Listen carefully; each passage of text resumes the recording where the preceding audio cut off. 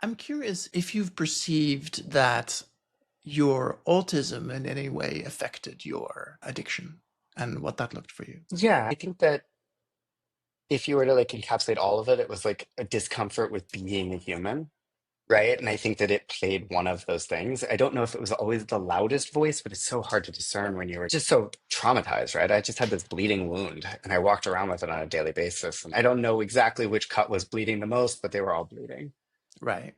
I think that it fundamentally actually probably saved my life. I think that, right, in terms of getting out of it, getting into recovery, being able to ask really hard questions, like fundamentally believing it that just because I had a nervous system that was built one way didn't mean that it had to exist that way for forever. Right. I could suspend the belief of my exact reality against the thesis. Have you ever read Danny Kahneman's Thinking Fast and Slow?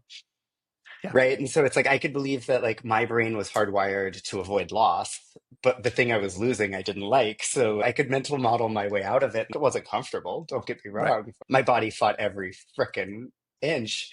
But like at the end of the day, I do think that like the autism stuff has been the gift of all of this, is because it's like I do ask these weird questions that everybody's overthinking, and I don't Right. care.